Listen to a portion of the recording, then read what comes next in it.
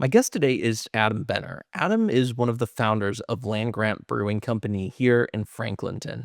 What's really unique about Land-Grant is the community partnerships they're building, but more than that, the community in general they're trying to cultivate at their brewery. In this episode, we talk about everything from the early days of Land-Grant to where they are now when looking ahead to the future. We also talk a lot about Columbus culture. All that and more on this chronicle of the Columbus Chronicle.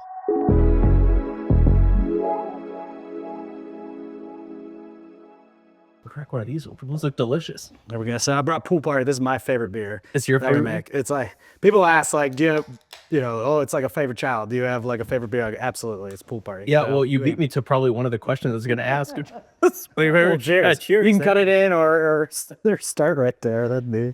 I do want to I want to know the whole story of Land-Grant and how it came to be.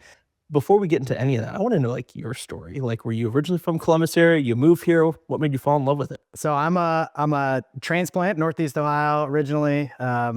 Grew up just south of Cleveland in a little town called Hinckley. I grew up near Oberlin. Okay, yeah, Familiar. yeah. It's where the buzzards return every year on the Ides of March is Buzzard Day.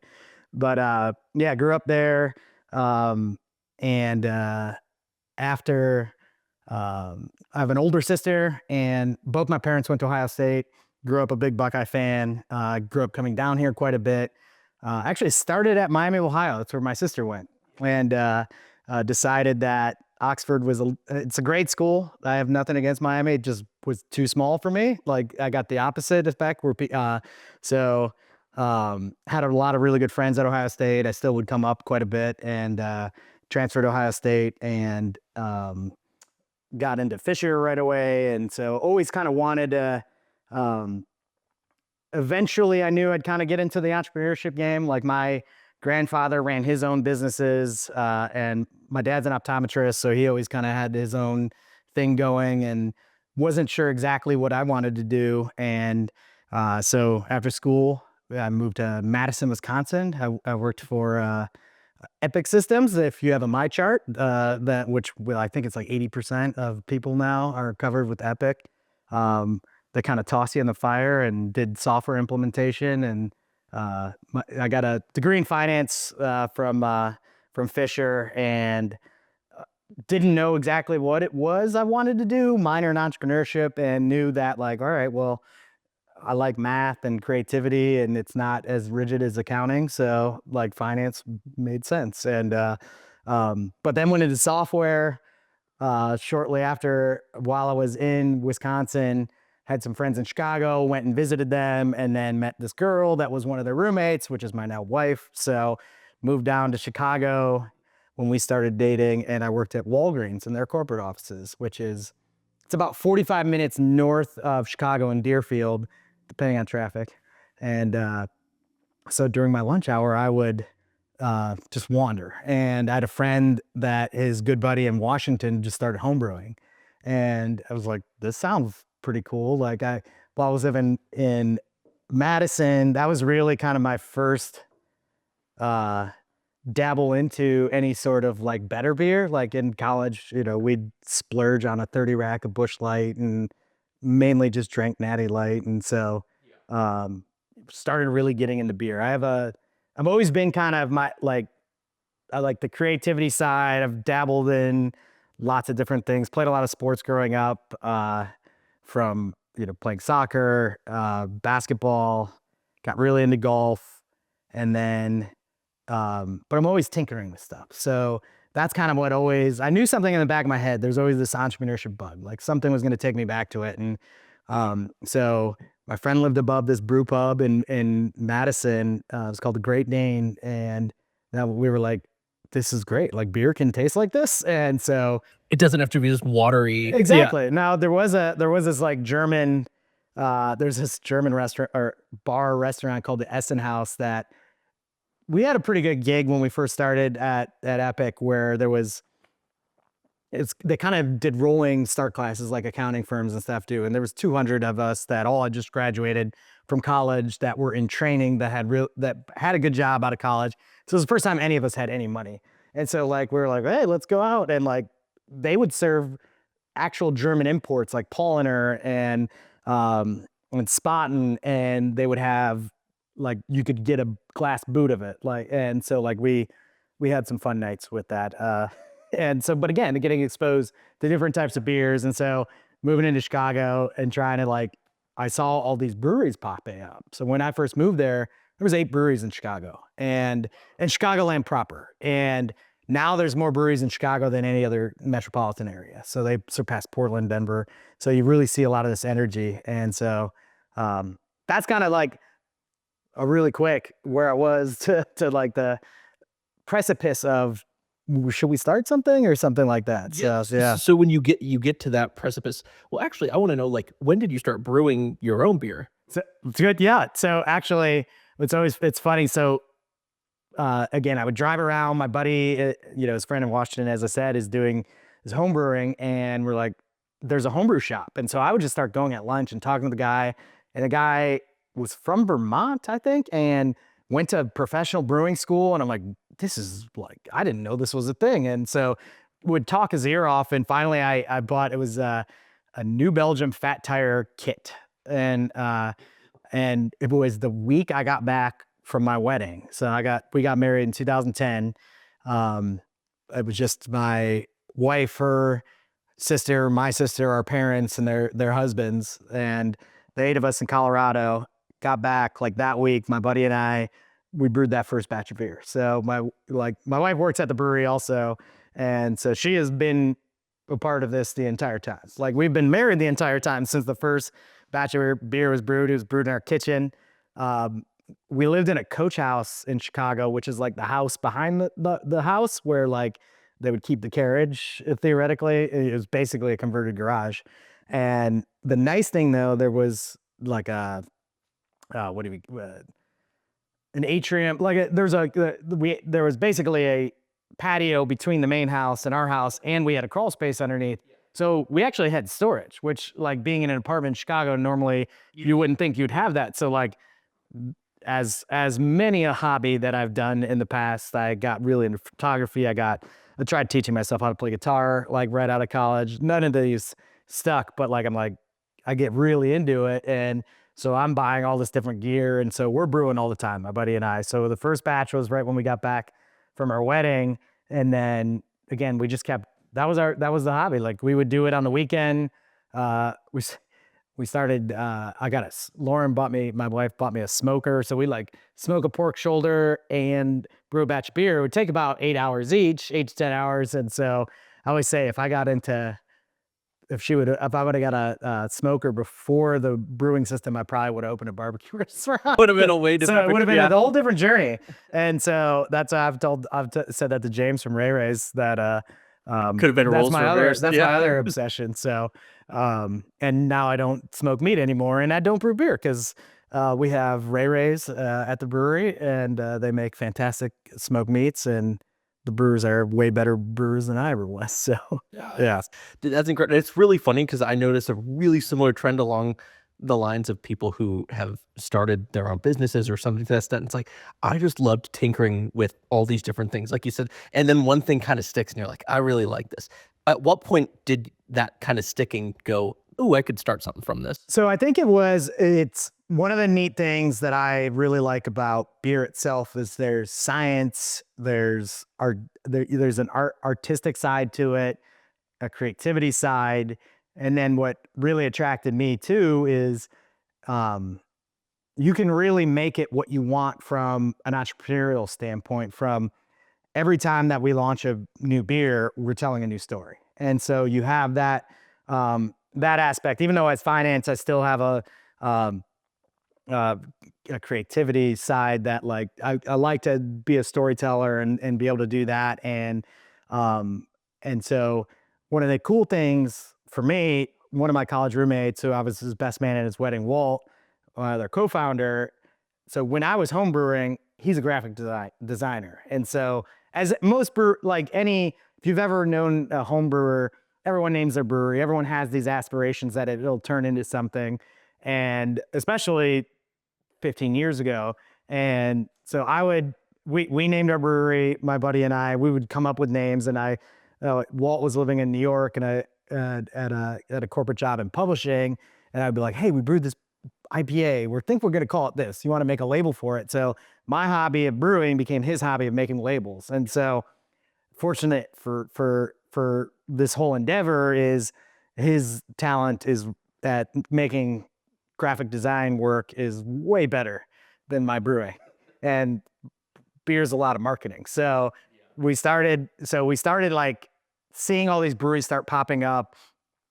Kind of the location we were in Chicago, there's a brewing school not too far away, and they would host nights for homebrewers to talk to the faculty and talk to actual like brewers and like, if you want to do this, like bring your beer, like talk to us about it. And one thing that we always thought too, and with a lot of different businesses, if it's a hobby that you turn into your business, I've always had the opinion that we were going to approach it from a business standpoint first. And so we kind of had an advantage there where there's a lot of breweries that have been very successful. And it doesn't always mean that it's not going to be successful, or brewery, restaurant, any business that it's like the chef says they're a good chef and they're going to open a restaurant. Just because that you can make good food doesn't mean you can necessarily run a good restaurant. And similar with brewery. So we were like, all right, this could be something we could do. We're kind of getting all these ducks in a row, but like it ticked the box of that entrepreneurial thing.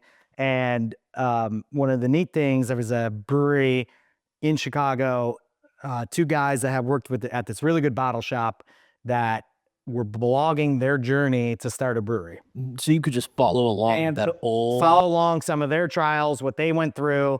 There was another brewery, Half Acre in Chicago, which kind of inspired a lot of the things that we were doing. That they were really kind of the first wave of these new Chicago breweries where they were putting they started out, they were contract brewing, but when they opened, they were putting their beer in cans. No one was really doing that at the time. They opened in a neighborhood just in the middle of North Center, right on a popular street, and they were a neighborhood brewery. They were being that destination.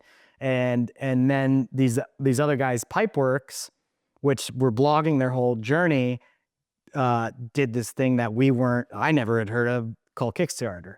And it was a way for them to raise funds, that a non-traditional route to tell their story and get that out there. And they wanted to start small, and they were able to they had a financial backer that said, whatever you can raise, I'll match it. And they were able to open. And so it was really, a neat way to do that. And so as I get very obsessed with things and kind of takes over, I started taking classes at that brewing school, just trying to get as much knowledge, reading everything I can, just very obsessed with everything that's in the beer world. And made an agreement with my wife. I'm like, I think we want to do this. And we did a lot of research originally because we thought, with the energy in Chicago, we were talking to some folks there, and then very quickly, that didn't last that long. We actually got featured on just talk with a lot of different people, and we got featured on a blog post that we were like one of 30 breweries that were in planning, and we're like, well, this doesn't actually make a lot of sense. And we would always come back to Columbus, whether it's for a Ohio State game or just visit friends, and started seeing a lot what was happening in Columbus. What was happening in Chicago, it's starting to happen in Columbus. You had a lot of bars that had been open for a long time that were going from 5 taps that just had like Miller Lite, Bud Light, Guinness, and maybe, Sam Adams and one other thing, to installing 13 taps and trying to bring in craft beer and local stuff. And we started hearing about like 2 or 3 other breweries opening in Columbus. And we're like, you know what? A lot of the branding that we have was this kind of collegiate feel. Columbus made sense. And so I asked the guy I was brewing with in Chicago. He was having a family, had really, really good job that he liked in Chicago. And so I was like, well, do you want to do this? He had moved back to Cincinnati. He was working for a design firm.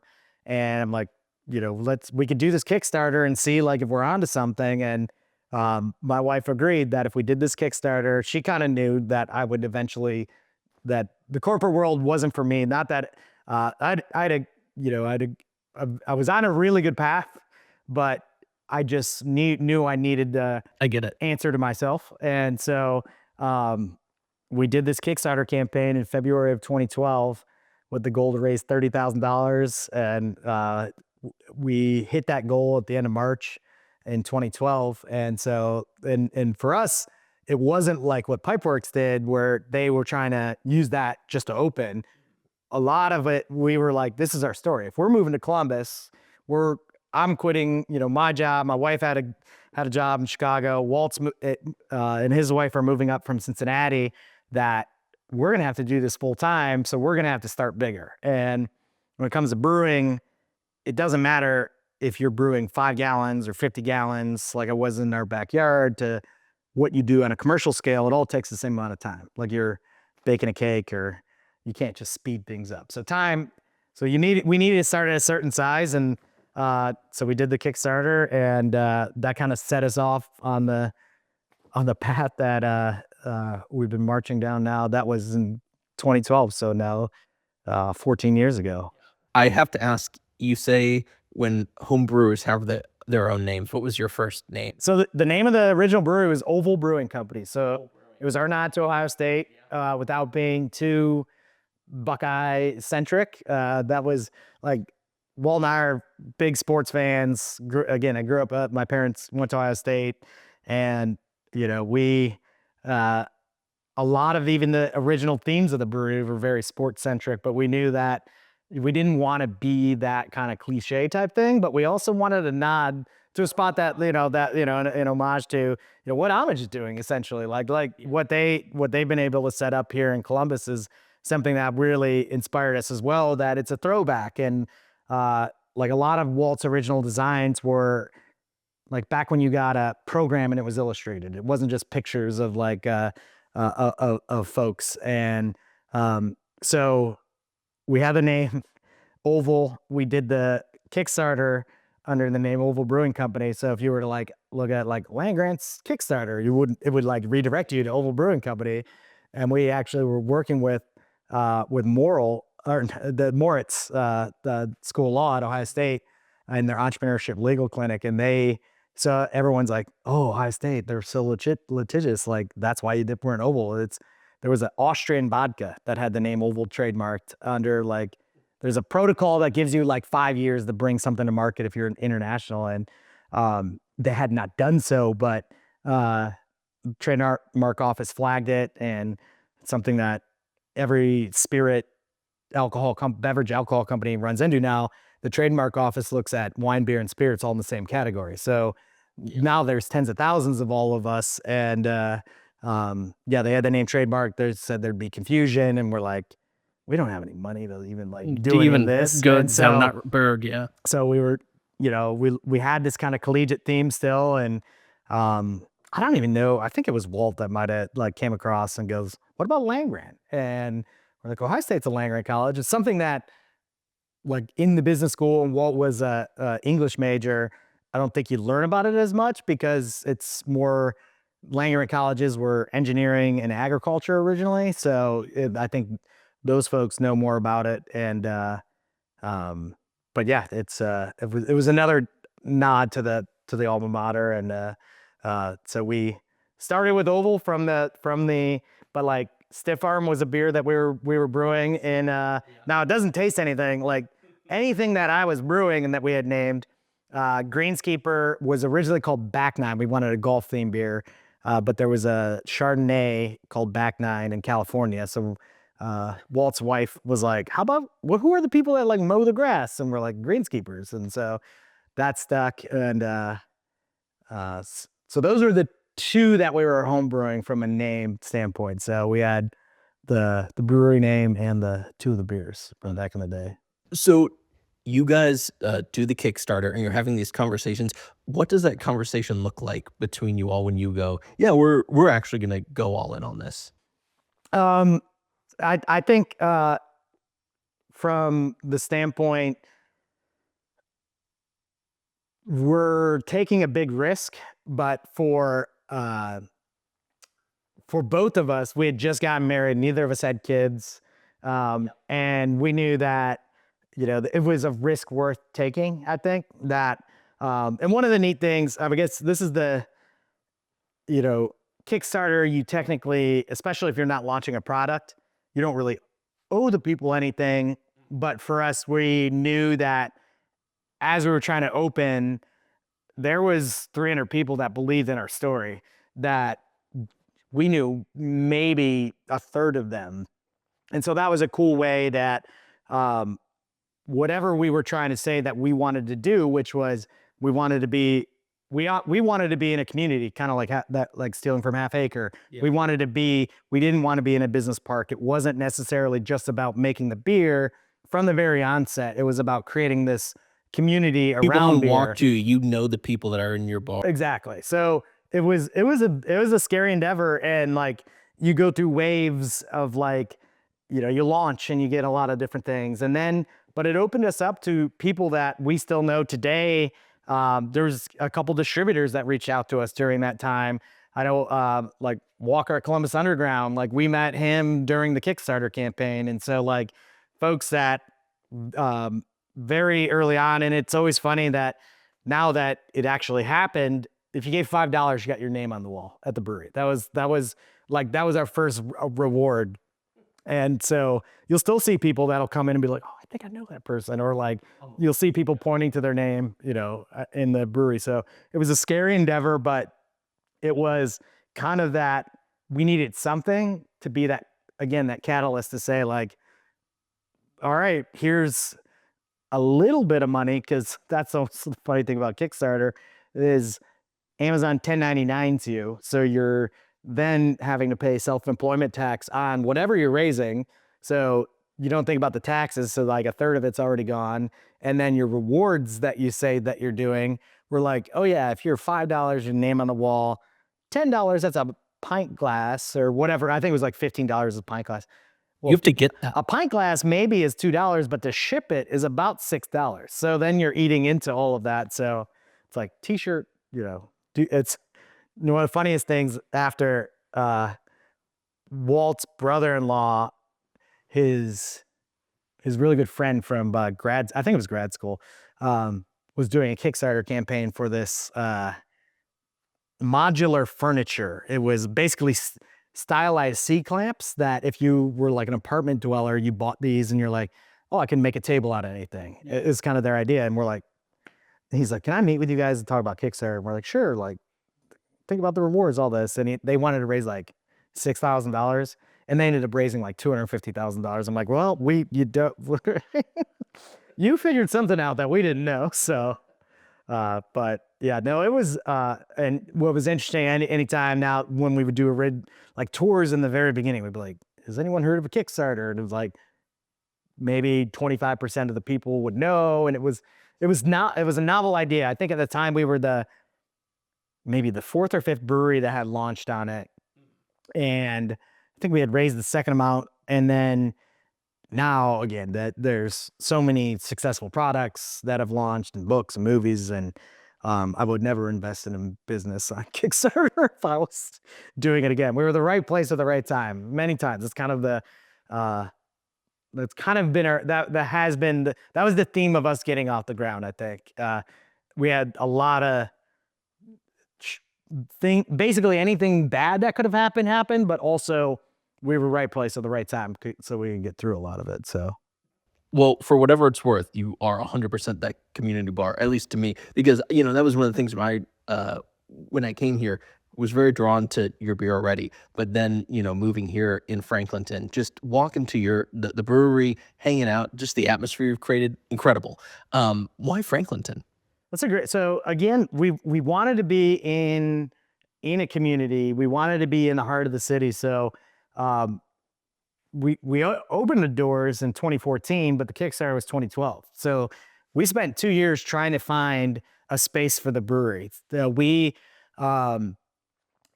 Wanting to, one of the things, again, going back to that Pipeworks brewery, they opened, and so I'm doing a lot of research and talking to a lot of people, and the advice, which was some of the best advice that we got, was unique. If you want to be a production brewery, and again, 12 years ago, 15 years ago, being able to just open a corner tap room, which a lot of breweries do today, was not really an option. You were their brew pub or you open a production facility where you sold the bars and restaurants, and maybe you had an on-site tap room. Like the idea of a lot of the like beer tourism or like just hanging out at breweries wasn't really necessarily the thing, but we also wanted to make sure that we could have that option. So, but one of the things people kept telling us is that if you want to be able to sell to bars and restaurants, you need to make sure you're of a certain size, because if you cannot make enough beer, again, your time is so limited. So find space that can fit that. And so we're looking at, we had this idea we'd be in this urban space. We saw it like Great Lakes in Ohio City, and, being part of, and then Deeply interwoven into that area. Yeah. we met a friend down in Cincinnati that invited Walt and I to this new brewery that was opening up that he was starting to work for, and Over the Rhine, was Rheingast. And so we're seeing all of this, that's happening, and we want to be part of this. And we're like, there really isn't any buildings that are like that in Columbus anymore. Columbus doesn't really have the history of manufacturing like a Cleveland, a Cincinnati, these Rust Belt towns that, we see this in Chicago. You have these big buildings you can go into after the fact and refurbish. Exactly. And anything that was maybe in the brewery district was converted to apartments and condos, or torn down, whether it's in different parts of the city. And so we basically, from the time the Kickstarter hit until the summer of 2013, looked at, I would drive to Chicago every week, almost every weekend, or from Chicago to here, leave work on Friday, meet with the real estate, and just try to hit, or take days off, hit buildings, look at buildings. And I basically said, show me anything, basically anything between 5,000 and 20,000 square feet that's within the city limits. And we were basically a month late on where North High Brewing first opened up in the Short North. Really? They had, that building was listed. We looked at it, but they put in LOI like the day after we looked at it. Was building, that's the View in the brewery district, the event space. So yeah, like we've where Arena Liquors is down near an Arena district. Oh my gosh, you guys jumped through a lot of spaces. We were looking at any sort of building, and then we started expanding, a little bit out, Grandview, kind of up like near Henderson, and basically anything that could fit. And we ended up getting, we also had looked in Franklinton, and at that point, there was nothing available. Most of the stuff was not on the market, and we didn't really know anyone in the area either. And we ended up finding a building in Grandview that, this is one of the one story about things that went wrong was the Oval to Land-Grant transition. And then 2013, we find a building which would have technically been off First Avenue.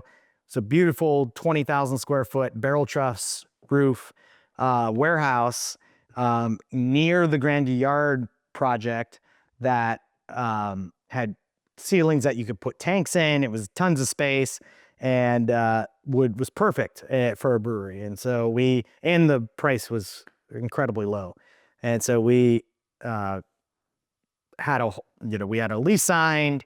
We had equipment ordered. We had drawings done. And if you know Adam Brulette, the artist, Taco Cat Studio, his studio at the time was inside of, it was the office of this building. So the roller derby was next door. So it was a handful of these barrel truss roof warehouses near Grandview Yard, right off Northwest if First ran all the way through. And we were going to have our meeting with Grandview City Council to present our plans, to get to get the approvals to do the construction. Our meeting was on Wednesday. On Monday, we got notice from them that we had been taken off the agenda for Wednesday. We didn't know why. And then later that afternoon, we received a certified letter from our landlord at the time that said, we are canceling your lease based on this provision that allowed them to do so if there was some sort of government mandate, like if they were to have to put an elevator in, something that would be prohibitively costly due to a mandate from the government. Well, we hadn't been in front of anyone yet, so probably not necessarily a legal thing, but we had no money. We had spent our Kickstarter money on the trademarks and the fees, and then our architect, because we had, I mean, we had money invested. We had, we had our architect down payments on we had our loans with the bank, everything lined up. And at this time, again, this is when breweries are starting to really start taking off in 2013. So And you don't want to miss that. Yeah. So you're trying to get on. Yeah. we want to do that. And from an equipment standpoint, we don't want to be delayed from a manufacturing, because our equipment was coming from Wisconsin. We were partnering with another Midwestern company. We didn't want to just buy equipment from China. Our argument was, we're making beer here. Why aren't we buying our equipment here? And so yeah, we tried arguing. That company owns a lot of property in Columbus, including all of the rest of Grandview Yard. So we knew that we didn't really have any leg to stand on. So we're like, what are we gonna do? And it took us, again, this is 2013. As of the summer of 2013, March. So it was coincidentally, we were at a football game in Chicago when we found out about this, when we got back. So that would have been September. So it was a year and a half. It was about 18 months since we finished the Kickstarter, started looking for property, to now finding this out. And we're like my wife was like, that might have been the darkest time in the whole journey, because we're like, is this going to happen? But we also, this is one of the things that I always tell, like, we look back at the Kickstarter and we're like, well, it's not just about us at this point. We still don't really owe these people anything. Like, it's not like we promised to deliver a product, but we had people that believed in us. So we're like, let's figure it out. And like, I would drive down and I'd canvass the Short North. I'd canvass all different areas of Columbus, because Short North still wasn't really built out at this point as well. And just, I'd pull up the Franklin County auditor. I'd try to figure out, like, ask people, like, do you know this person? Do you know this person? And happen to take another loop around Franklinton, because we had, one of our friends was a photographer. He had moved to New York, but he's like, you should look around like 400, because they're really starting to do some stuff there. And I happened to drive by 424 West Town, and there was a for lease sign on the building that had not been there from all my other laps around. And I'm like, well, I got to head back. You are in Cincinnati. Call this number, see if you can get us, if you can go look at it. He does. He goes and looks at it. He goes, Adam, you got to come back and look at this building. Like, I think it could be the spot. And we go in there, and this building had not been touched in probably 30, 40 years. So you walk in where now the tap room is, and it's a little bit of an atrium with offices all around, and it's brown. Here, I'll let you. All good. Usually. Oh, this is my 250 alarm that I set for 350 to walk here. Did you walk on over? The guy halfway and forgot the beer, so so I ended up driving. I mean, I didn't want to be late. It would have been an easy walk. So yeah, Walt looked at it and told me, you need to come down and look at this. And brown wallpaper, like brown beige wallpaper, orange green carpets, like still 1960s, 70s furniture. I can smell the space. Yeah. And then you go into the production area, and there's a couple boats being stored in there. It's cold. When we started looking at it, there was a polar vortex happening. You would spend 10 minutes in the back of this, and your toes start to freeze, because the old windows are all broken, and it's just crap everywhere that had been stored. So they used to make elevators. It was an elevator factory that had been defunct for 30 years at the time. And so we started talking with the family. Their dad was an entrepreneur. They liked our story. It all seemed to make sense. And so that was, I think, September that we lost the last building. And then March, we ended up signing the lease on the building that we got.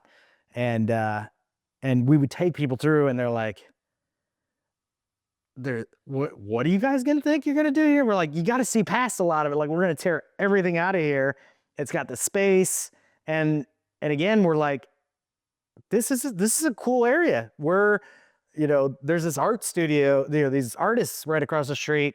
They're like, in downtown is literally right there. It's literally, we're 300-400 yards from COSI, which everyone knows. Yeah. And we're like, this is what we've been talking about. We want to be in a neighborhood. And so that ticked that box. And we're like, if no one ever comes here, we're also very close to the highway. So from a distribution standpoint, all right, this is a spot we want to be. So it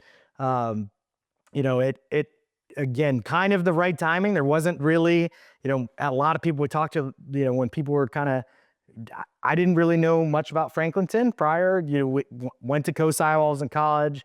Probably had been to the spaghetti warehouse a few times, and other than probably getting on the highway, didn't spend any time down in this area. So it took a lot when we'd say, hey, we're gonna, come down here. For us, we were like, all right, let's give it a go. We had everything that the brewery needed, and then we're like, then it's on us to make sure that we fit in this neighborhood, and that was a cool thing for us because we're not even from Columbus, so we knew we needed to learn how to fit in both ways. So It's really funny to think back on all those other locations because I feel your location is just so unique and so specific to you all now. It's just funny to picture you guys in a different location. the story would be completely different. It took a while for us. Like, we've evolved over, the past 10 years that we've been 10 and a half years that we've been open, but it wouldn't be the same if we weren't where we are. So that kind of helped paint the full picture. Yeah, what were those first, I guess, months and years in that space like? What were you doing some of the remodeling yourself? Did you have yeah, what's that look like? So I think, even to this day, this past week, I was planning, redoing all the gardening around the brewery. It's always been a hands-on. So basically, another who's kind of planted his feet and roots now deep into Franklinton, Blake Compton with Compton Construction, and our friends Dennis and Steve that were with him very early on. We were their first project. They were all younger than us, and got connected through our photographer friend, and Dennis had been really involved in Franklinton. He was on the East Franklinton Review Board at the time, and really wanted, they were trying to sell us to kind of look down here again. And so we learned a lot through that process. And so their first kind of foray into a very large scale project for them, there was definitely some bumps along the way where, anytime in construction, they're like, it takes twice as long and twice as expensive. And that was happening. So we're like, all right, whatever we can do.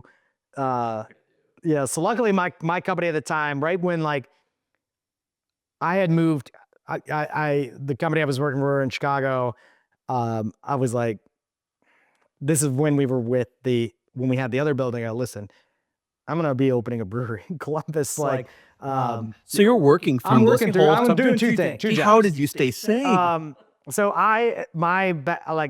part of my always background is efficiency, finding not the easiest way, but to automate things. And when I was at Walgreens, this is one of my favorite stories.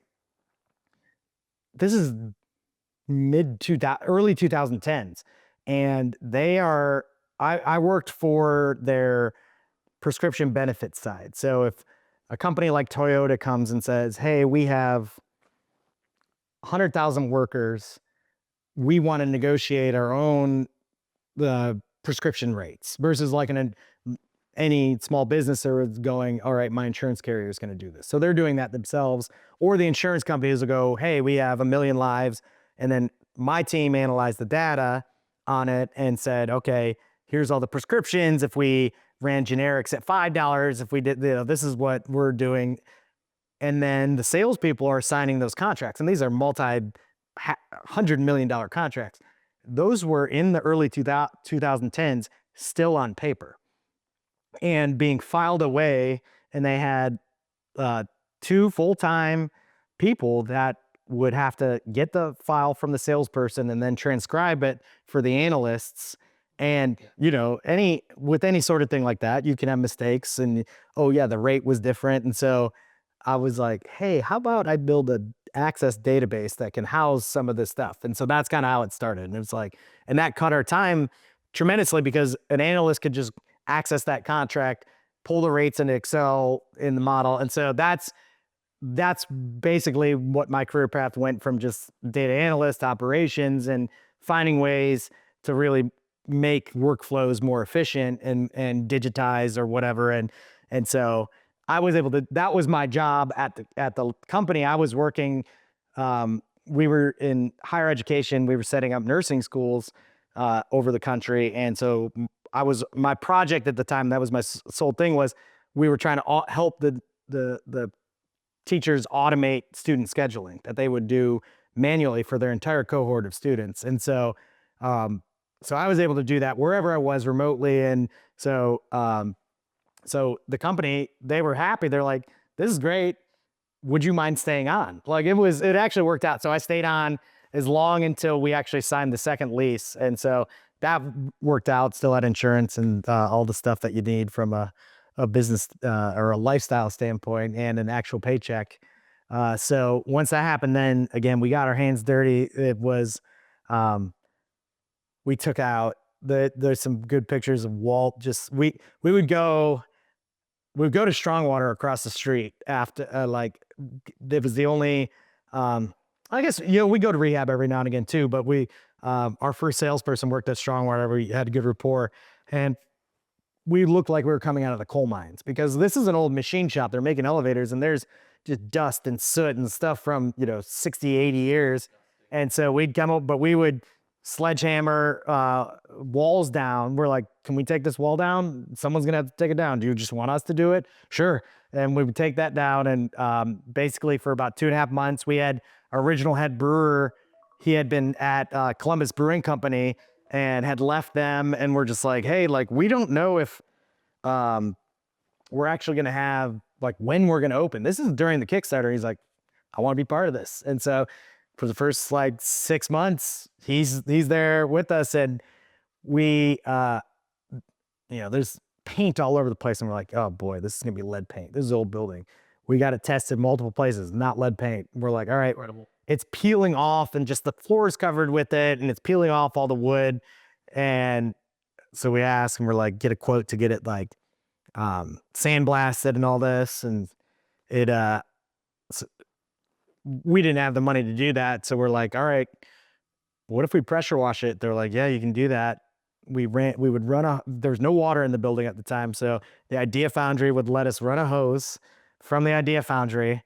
And we had a man lift. And for basically a week and a half, 2 weeks straight, between Walt, Jamie, and I, we'd be pressure washing the ceiling, the walls, getting all of the stuff off. And then that was always funny because we'd be doing this all day and then there'd be no water on the floor. So we ended up pouring new concrete. Basically, the only thing left in that building are the side walls because we've already replaced the roof in the past 10 years. They've poured all new stuff. But yeah, it was definitely a labor of love of getting that all done. And then of building it out, again, anything we could. The week before we opened, I think it was Labor Day weekend, all of our families came in. My family my parents had moved down to South Carolina, and like our parents were painting, everyone was painting, getting everything going. And then the first Independence Day that was in Franklinton, we had not got our occupancy permit yet. And so it's the only favor I had ever called in during this whole time. Like, people met a lot of people, and I'm just like, this one department is giving us some shit for the stop signs in the wrong, spot, but everything, it was to the plan. Can you help us out? Because there's Independence Day is going to be here in 2 days, and we know we're not going to be able to sell liquor or anything. And we just want to have people to be able to walk through. Next day, guy came, signed off on it, and so and then someone from Independence Day called us up and said, "We forgot to get water.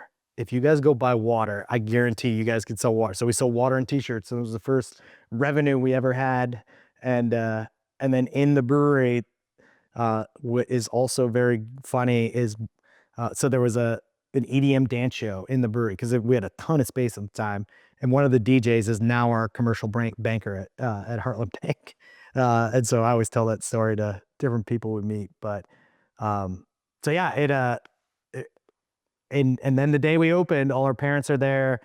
We the official opening, we had some soft openings. It was October 18th of 2014, and we had were our original two salespeople, Walt and I think maybe one bartender, and then it was insane. We didn't expect the number of people that came out. It was awesome to see. And one of Walt's friends, girlfriend, was bartending a bodega, and she's like, "I'll help you guys out, whatever." And we're like, he called her. He's like, "Can you please get down here?" And our moms are washing glasses, like, and it was amazing.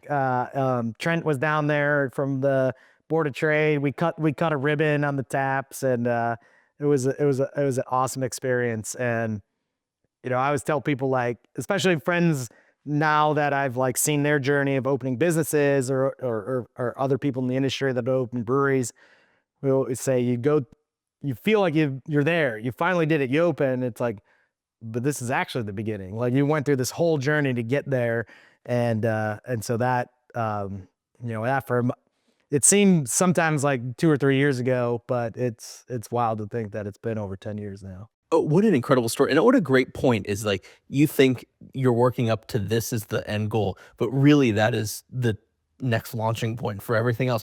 And I think that explains it so well because you guys really from there, it's, from someone looking on the outside, boomed. You guys have grown in terms of like where you're selling to. I mean, almost any store I see Land-Grant beer in there, but also you're like expanding the space. Like, looking ahead, what are you really excited for your brewery? So yeah, I think for us, um, the space has been being able to. That's again one of the unique pieces that we have, is that um, we're in a very urban environment, but we have now probably over an acre worth of open It's space. got a bit of a complex going we on call it there, our yeah. campus. It's our Franklinton campus. We officially branded it, and we have Walt did like an amusement park map that had like an overhead view. So I think for us, it's especially going into this summer, we've always done a lot of events. We've always done we have our partnership with Jenny's with the Strawberry Jam. We always throw our big anniversary party, but it's really finding ways to really think even more outside of the box about what people aren't doing. Different than a street festival, different than, like, we'll continue to do that sort of thing. But my obsession this past early spring into summer, I've wanted to do this a long time. We launched Brewery Feud. It's our own game show at the brewery. I built a Family Feud buzzer. And so, like, we had our first one, and the response is awesome. Like, to see, just again, from us, it's like, how can we continue to activate the space to get the people that are down there a lot, whether they're in the neighborhood or people that understand us, or what are things that we're not doing that we can bring new people down and realize that it's not just about the beer, like it is, but we want you to come down and you're going to have a good time. And I think this is a real testament to my wife, who started when she started at the brewery. She's now been there officially 10 years. She started so Walt and I, going back to when we first opened, one of us, we would trade off between who closed down the bar. So we're getting there at 8 a.m. to do the normal stuff, and then one of us would close the bar down at midnight. And then eventually we had trusted bartenders and whatnot, but then, like, dealing with the food trucks and all the other things, my wife was working at AT&T in Chicago, still worked with them here, and we're like, we knew she was going to eventually come and work, so she did that. And our joke, we all both loved Always Sunny, and she had Charlie Work. That was her title, Charlie Work. And but eventually she ran her sales team, then went over to the tap room and realized, she goes, a lot we're all of our stuff we're doing, everyone looks this, even though the neighborhood isn't our community that Walt and I, again, is through sports. Like, and that's where we really saw a lot of diverse people come out. And she goes, not everyone's just like you guys. And so that's when we really kind of expanded over the past few years, tapping in a lot to more the local music scene, a lot of the more, like, we've always done stuff with like Franklinton Arts District, but she really helped open our eyes and create those deeper partnerships with some of the folks. So she's a real testament, and what has really expanded all the different programming we have. So that's kind of what it's always funny. Like you said, our beer's a lot of different places, but when we get out of our, like, if I'm not at Land-Grant, probably I'm at Seven Sun, or I'm at Antique Sur, I'm at Wolf's Ridge. Like, we're all friends with each other. We all follow each other's breweries, and we're in this world. And then we're like, well, why didn't anyone know about this? It's all over. It's like, nobody follows all the breweries on like their social media and all that. Most people find out through friends and like get taken down there. And so that we have a spot in the airport. We have these big events. They sell our beer at Ohio State games. But the amount of people that we still meet 11 years in, they're like, hey, I think I've heard of you guys. And like, it's, it's humbling, but it's also like, let us get you down here. Like, we want you to come down, and you're going to have a blast, and you're going to have a great time, and you're going to meet people and see things that maybe gets you outside of your bubble too. And that's something that we're really proud of, that we can create that environment. Just again, I get off on a soapbox. So you get big. Those are your great questions. We would do internal surveys with our staff, and one of the answers one time, they're like, we're due too much. Like, why don't we kind of like pick a lane? There's a lot of breweries in Columbus, and we're showing a crew game, and then also having like a hip hop DJ on. Like, we should just choose one thing. And I was like, that person doesn't work at the brewery anymore. It's like, you don't get it. That's who we are. Like, This big amalgamation like, of, yeah. so you're here for the crew game, and then you're like, what is this? Like, seems like a lot of fun. Like, maybe I'll go, maybe the crew are blowing them out, and maybe I'm going to go see something different. And, we want to create those connections. My favorite thing, one of the best things that we've done, person that we've met that would be great for you to talk to, is Jay Rawls, who is, hip hop royalty, basically put Columbus, one of the founders of Columbus hip hop. And not a lot of people know who he is in Columbus. Like, he's teaching at Ohio State. He's got hip hop studies now. He produced for Talib Kweli and Mos Def. Oh my God. And he just did an album with Talib Kweli this past year. He was on the Tonight Show with them. But like, he was early pioneer of Columbus hip hop, late 90s. And we've become really good friends with him. And he pitched us on a party that he used to throw, but it was inspired by his travels, because he's a professor. He travels all over the world. And when he was in Brazil, and they have this kind of like hip hop house music kind of like fusion, and he's like, I want to do this again.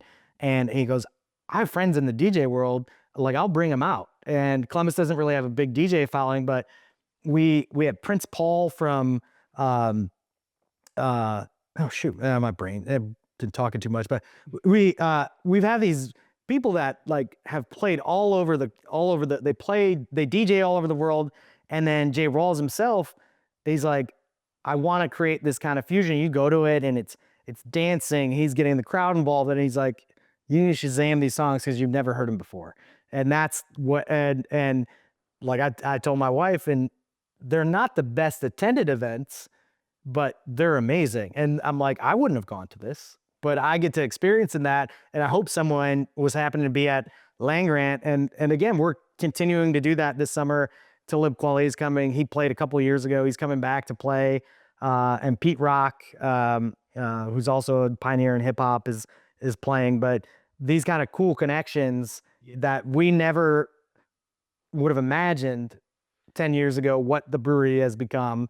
Like that's what I'm super excited about, is continue to create these connections that don't necessarily make sense on paper, but how can we um uh how can we be that catalyst? How can we use this platform that we've created, because people like beer and we have a lot of space. So why don't we just continue to have fun with it? I love that. And I think it's really neat. I had a conversation about third spaces and like the importance of that and how really there's such a need to have that where somewhere where people can go and get introduced to other things or get exposed to other things that maybe they weren't going to be exposed to if it wasn't for being in that space. Like that's so critical. And it sounds like you guys are doing an awesome job at that.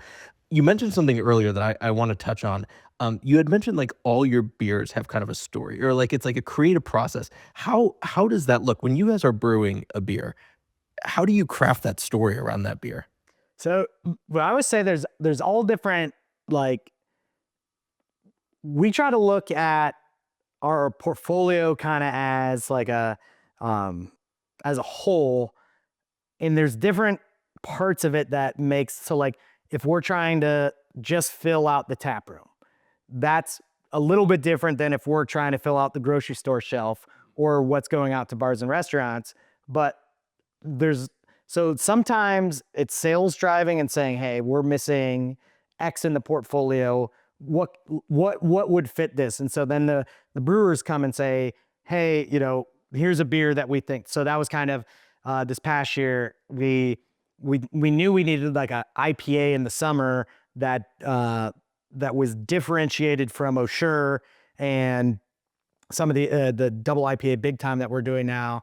And we had done this a beer last year that kind of had this little bit of coconutty flavor, and we're like, what if it was like a pina colada style IPA?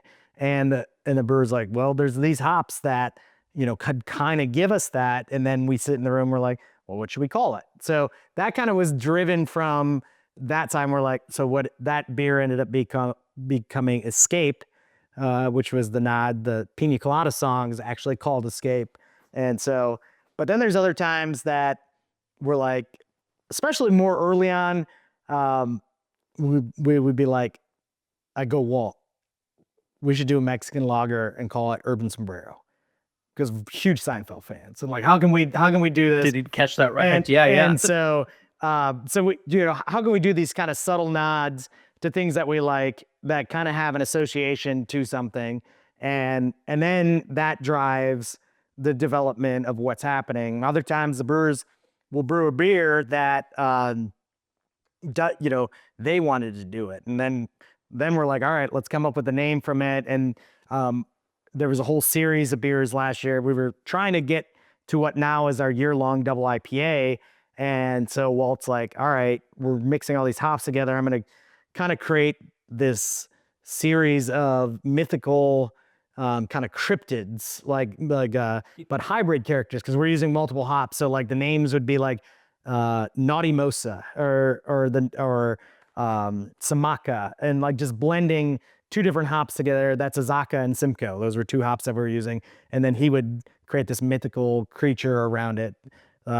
We did this single hop series it's kind of before COVID and kind of bled into COVID. It was called the Lonely Hops Club. And so it was kind of the idea of like, and the hops kind of looked like the Beatles. So sometimes, but we've trying to been very true, unless we're making like something that's a tap room only, like testing. Every beer gets a name. It's not just like IPA 5. It's and when Walt does a label for it, Walt does a poster for it. One of the things that, again, this is where they always say, like, don't get into business with your friends. Definitely don't get in business with your wife. And maybe that's probably smarter than the friends. But also, what Laura and I talk a lot about is like, we both care about the business, and we're both smart people. So we're going to we run into anything, we'll figure it out. But where Walt and I have gotten, I think why our partnership has been so successful is he's such a creative. And I realized early on that when he's involved in the day-to-day business stuff, that hampers his creativity. So whatever I could do to get him out of having to deal with that. And, he still has input in his, but if he doesn't have the stress about that, his creativity can really thrive. And like one of the first things that we did, just like, well, we kind of have this sports thing, when you go get a flight of beers, people, they just write it down on a chalk, paper, or write it down on like a receipt and say like, here's your beers. I'm like, what if we did baseball cards for all the beers? And like, we put the stats on them. And then he took that and made it 100 times better than anything I like ever thought of. And so he does that with basically all the different things that we do. It's not, the full effort goes into whether it's something that we know we're only brewing once, which kind of stinks for him because there's a lot of really good designs that sometimes we'll go back to that well and we're like, yeah, like we did this beer Endless Patio, which is a nod to Endless Summer. And like the first one kind of looked like that poster, like the pink and it's just like the Yeah, we saw the silhouette. hues and And we're like, this is so good. And it's been 3 different beers, but they're far enough away from each other that like, we're like, no one remembers that. Like that it was originally a Saison and then it was a IPA and maybe someone does. So, but yeah, but again, it's how every time we're having to come up with that different angle to it. How does it fit in the portfolio? How does someone still know that's a Land-Grant beer? That's also kind of the thing. And then now we're dabbling into all different types of beverages, mostly beverage alcohol, but like, how does that now fit into the whole Land-Grant brand? And that's, again, it's, the whole industry is, it's always changing and it's the benefit of being small is we can be ever adaptive, but then it's the downside is that our large competitors can do it a lot more economically sound. So very fair. yeah. You guys do a lot of so one of the first ways I was exposed to the way you do partnerships with people, which I think is really cool, and I'd love you to talk on it, was I was working at the library doing all their social media a couple years back, and you guys did a beer with the library for their 150th, and then I realized that you guys do a bunch of these with local organizations. Tell me about how kind of that works. I think it's just so unique. So that's um, when we look at partnerships, that's something that, that's probably one of the core, really shared experience that everyone at Land-Grant has is that we're looking at them as something that while if you do look at it, we have a lot, it's something that we want to make sure that what we're doing is elevating our partner and ourselves. And it's not necessarily, it can't be a one-way street. And I think that's where we've seen a lot of really successful partnerships. It's like our very first partner was February of 2015. So we had been open for 4 months. I had a friend that worked for the Columbus Crew and said, hey, like, I want you to talk to my friend here. They're trying to go more local. I think that you guys could be a good fit. And we're huge cruise fans, like in college. And we met with them and we're like, all right, what can we do? And we created the partnership and we said, they're like, well, let's do a beer together. And at that point, anytime someone did a beer, and there's a large brewery that has a location on 270 North that basically would brew a beer for every single partner and be like, this is the red lager and no one else has this. And so let's do a Twitter vote and name this. And that's what it was. And we're like, that is not going to happen. So we're like, if we want to be connected, how can we do this to actually get people that are part of it involved? And so we brewed, we're like, well, we're not going to be like, hey, what hops does everyone want or what? So we're like, we brewed a few different beers and invited actual supporters for the crew down and said, vote on your favorite. And one was American wheat, but American wheats can be hoppy, they can be fruity, they all did different things. So we did it again. We're like, all right, if you're going to be drinking this in the summer in the fairgrounds parking lots and it's hot, think about that. And because we want you to drink this beer, we don't want like, don't drink it just because we're telling you or it's got a crew logo on it. Like, and so we brewed 4 different styles. They voted on it again, and what won was Glory, which for the first few years we brewed, that was our best-selling beer. And that year, the crew named us corporate partner of the year. We were open for a year, and we were, they had $1 million, Fortune 500 companies, big time partners, but what we were able to do is go, how can we think about things that are going to make it better for both of us? Like that beer wasn't just for us; it was also help the crew to be relevant and something that would connect. And it's not because consumers have gotten way more. There's way more information. The average consumer, I would say, knows now a lot more when they're being sold to, and people don't like that. So how can you make it so you're part, they're part of the process, and you're thinking about them and not just saying, hey, we're doing this and therefore you should buy this beer or therefore you should do this. And there's a ton of people over the years that have come to us and said, we should do a beer together. Like throw our logo on this. And we're like, no, that doesn't make sense. But like, so the library, it's like, this is a milestone. This is something that, could be celebrated, and let's do this together and find a way that, and I think again, this is like our brewers, they were so excited because it was a red ale. And so like red ale is a former popular style. Like most of the popular styles brewers love, the general public doesn't love anymore. Red ales and brown ales, and so they were super jazzed about doing that. So we had a lot of buy-in from the team, but also something that, again, it's how can we celebrate together with somebody that we think is also elevating Columbus up and is a huge part of what Columbus is, and that's something that I think we've always had in the back of our head too, is that we're not from Columbus. Like this isn't, I grew up outside of Cleveland. I was a Crew fan in college. I spent time here in college, but and same with Walt, and Lauren is from Chicago. Like, but what we've witnessed here and what can make Columbus great is there's not, like, there are a core people that are from here, but there are a lot of transplants, and we really do care about the city because it doesn't necessarily have that history of people are like, oh yeah, all the immigrants came here in the 1920s, or like Cincinnati and all the Germans that came. Like there is a lot of history to the city, but it's a lot of history now that is so untapped, and that's something that we want to be like. We're super proud to be able to raise up things, and that's like our partnership with Jenny's. Like that was another one that like we would do beer and ice cream tastings, and we're like, Jenny's is a huge brand. They sell their stuff in grocery like all over the country, and that was one of the coolest things for me when I was living in Chicago. And it was a little corner bodega called Goddess and Grocer, and they had Jenny's, and I was like, my friend works there. Like one of Walt and I's college friends wrote the original like names in Sharpie. Like she was the person that labeled every carton. No way. And she worked at the scoop shop in the North Market. So we knew like they served him at their wedding. Like Jenny's, like they were one of the first employees.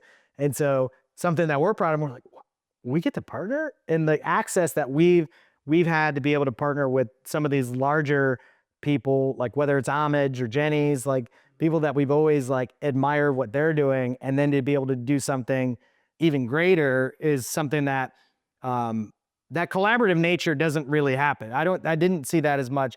And it's the larger companies that do drive it, and they still drive it here. But what is, I think, very unique is the amount of partnerships that a lot of the kind of smaller grassroots efforts around the city that, and so that's kind of what we've driven and have been very proud of. And every time I've sit down with a new partner like that, I explain it to them like, we want to make sure that this elevates both of us. That we've been approached by other sports teams, and we've had a lot of success with the Crew. We were partners for the Blue Jackets for a while, and the NHL is a much larger entity and has a lot more rules than the MLS. Yeah. MLS is getting there.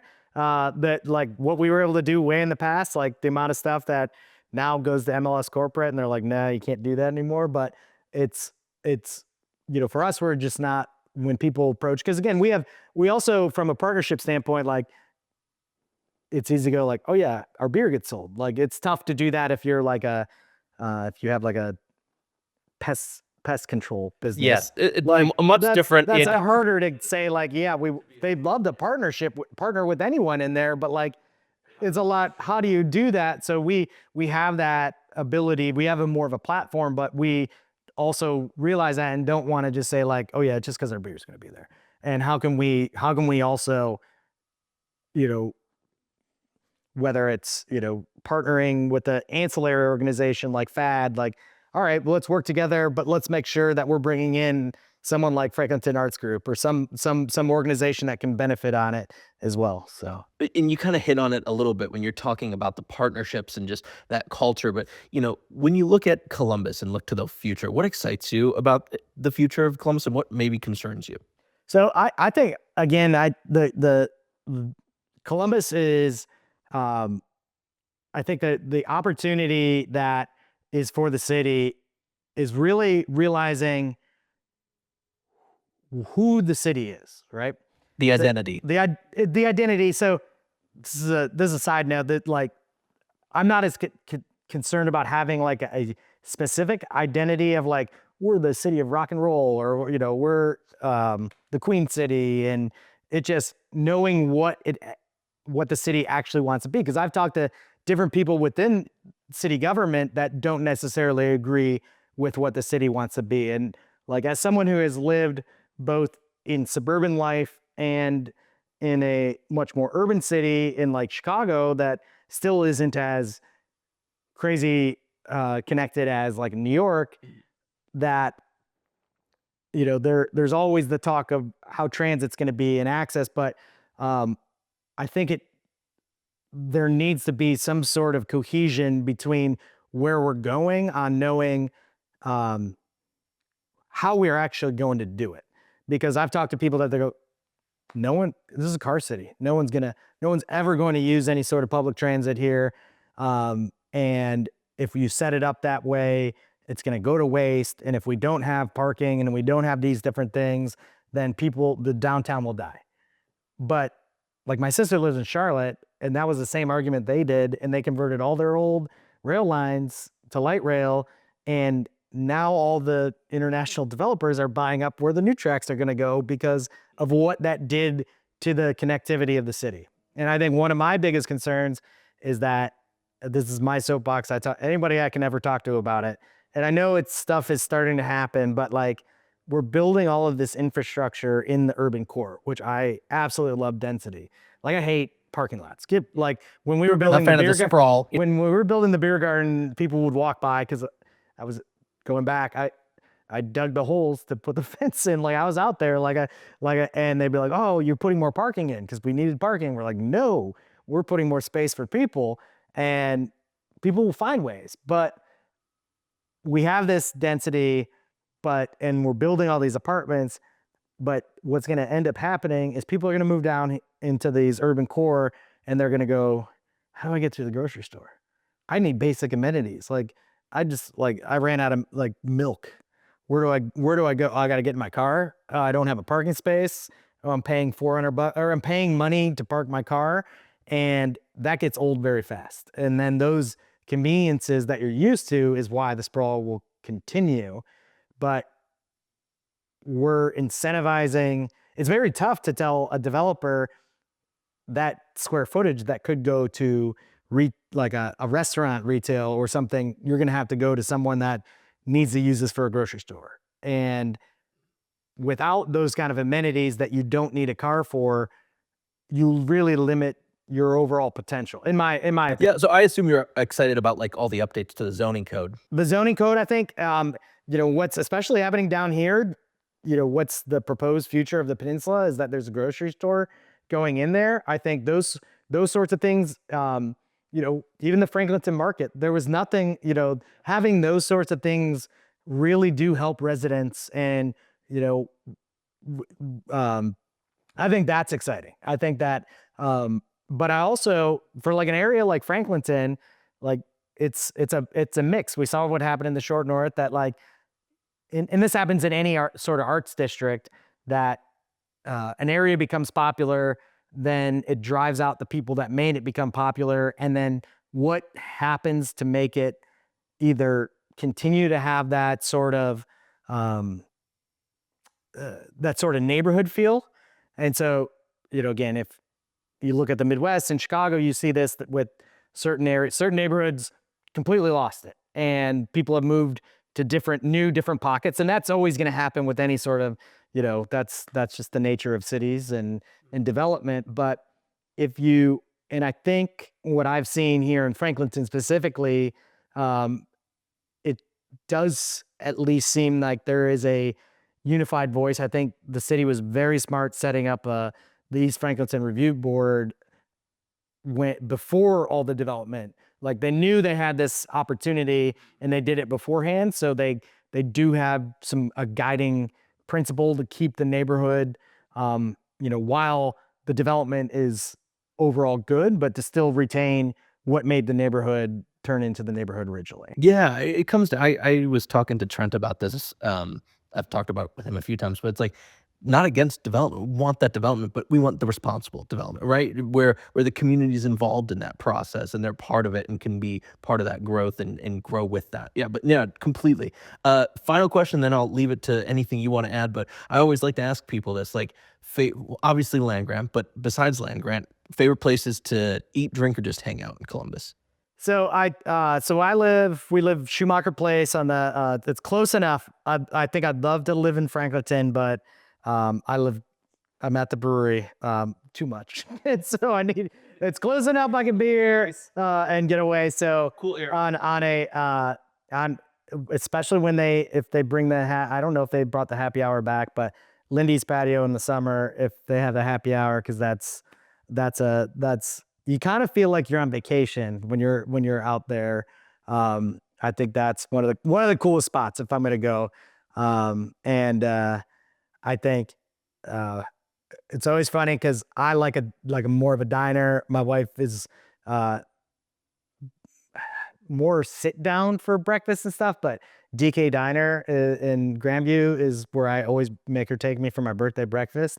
That Biscuit Sandy is very good. But I think I mentioned, like, the folks, our friends at Seven Sun, whether, it's heading down Antiques or Seven Sun, I think they do a really good job with their space. Probably at lure.com is probably the other place that, I mean, as a sports fan, and the environment that is there is, not growing up and necessarily going to soccer games. I've been to basically every big sporting event that you could have in the U.S. except for the Super Bowl. That environment, especially like the MLS Cup, was still one of my favorites I've ever been to. And if they get a U.S. soccer game again versus Mexico, that'll be amazing. But yeah, I love hanging out there.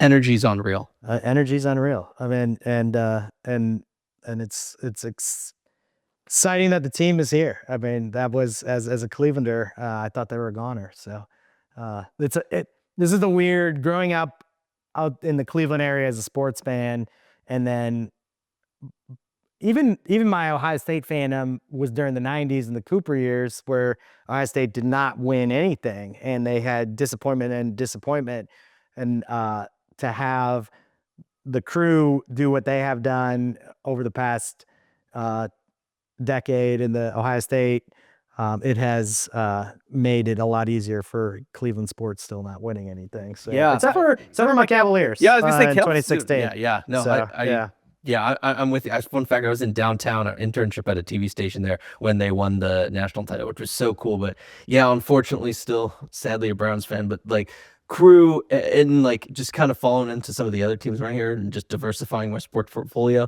It's just a lot more optimistic when you're kind of looking at That's Ohio right. sports. That's right. And Blue Jackets, that series against the Lightning was right up there with the ML. Like might have been a more, because you're inside. It was probably the loudest arena I've ever been in my entire life when they swept the Lightning for their first playoff series. So I think, that's